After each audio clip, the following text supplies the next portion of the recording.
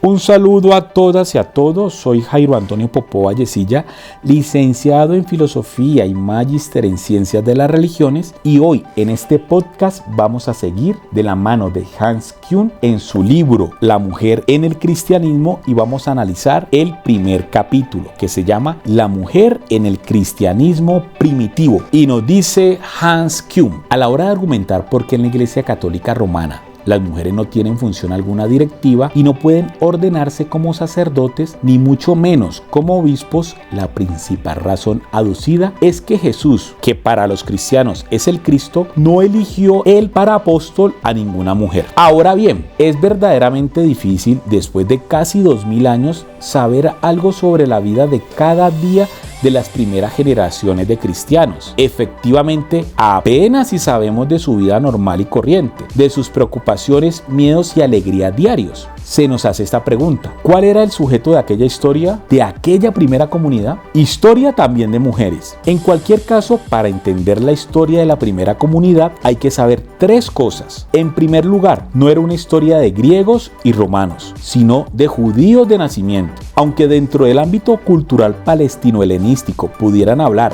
en algunos casos arameo o griego, transmitieron a toda la iglesia naciente la lengua, la idiosincrasia y la teología judías. Y ese es el cuño que de modo inevitable imprimieron a toda la cristiandad posterior hasta nuestros días. La primera constelación global del cristianismo fue la judeocristiana. Pero además, en segundo lugar, no se trataba de la historia de una élite, por la que suele orientarse la historiografía, sino la historia de capas sociales bajas: pescadores, labriegos, artesanos, gente corriente que normalmente no tiene cronistas. Las primeras generaciones de cristianos no dispusieron del menor poder político ni tampoco buscaron puestos en el establishment religioso político. Constituían un grupo marginal, débil, combativo y desacreditado de la sociedad entonces. Pero sobre todo es importante lo tercero: desde el comienzo mismo no fue solo un movimiento de varones, sino una historia también de mujeres que siguieron a Jesús. La praxis de Jesús de llamar también a seguidoras era poco convencional y contradecía las estructuras patriarcales imperantes. Jesús, amigo de las mujeres. En la época de Jesús de Nazaret, las mujeres contaban poco en la sociedad. Como en muchas culturas, incluso hoy en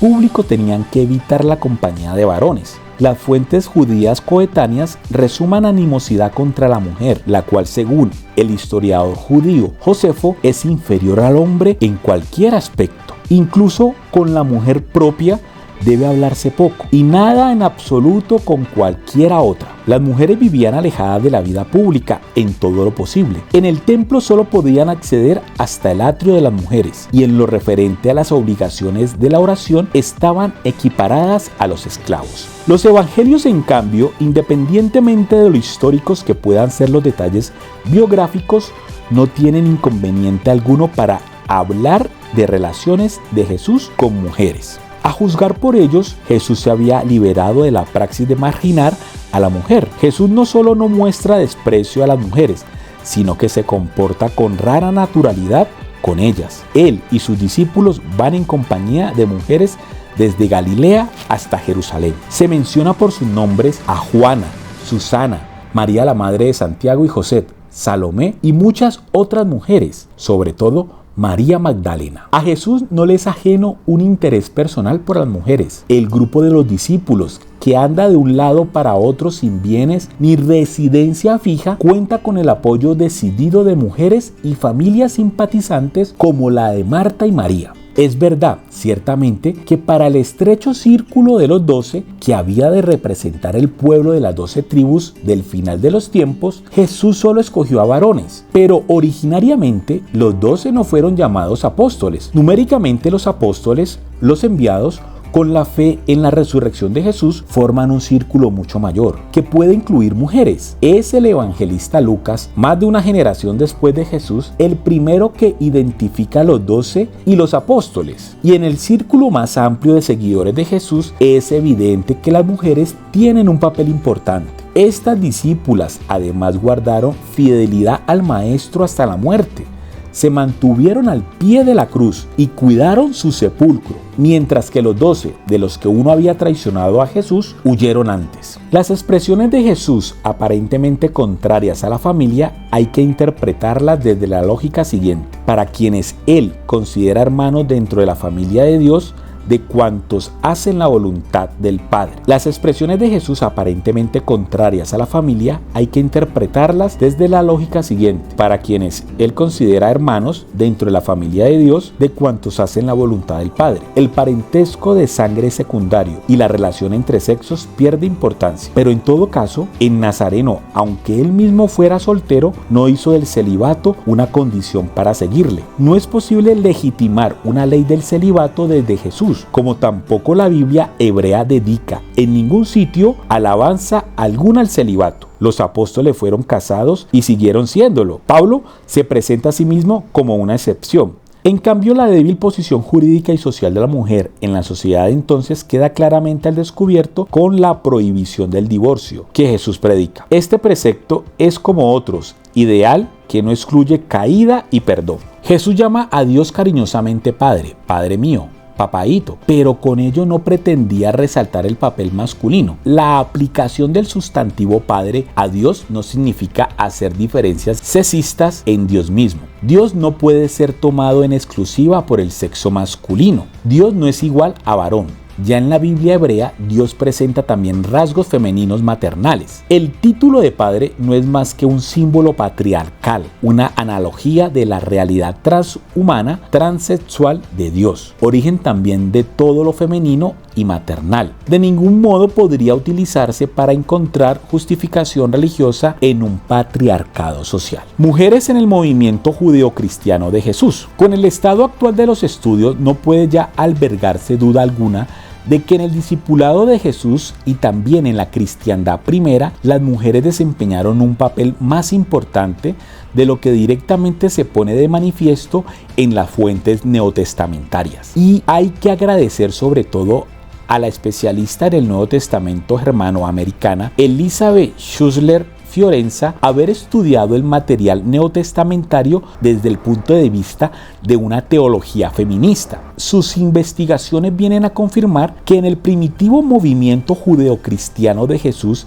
existió una praxis de igualdad de todos y de contar con todos, discípulos y discípulas. La mayoría de ellos no eran ricos como los filósofos y las filósofas cínicos que habían elegido prescindir de la riqueza y de una alta posición cultural o social para ser libres frente a la propiedad. Fueron llamados más bien de entre la población de cuna pobre, que conocía el hambre y lo que era pasarlo mal. Eran recaudadores o recaudadoras de impuestos, pecadores o pecadoras, mujeres, niños, pescadores o pescadoras, amas de casa, personas que habían sido curadas de sus enfermedades y liberadas de la esclavitud de espíritus malos. Los y las discípulas de Jesús nos ofrecían un estilo de vida alternativos, sino un etos alternativo. Eran los que sin tener fruto alguno se encontraron con una nueva esperanza. Eran los que descartados y marginados recibieron el regalo de una nueva comunidad.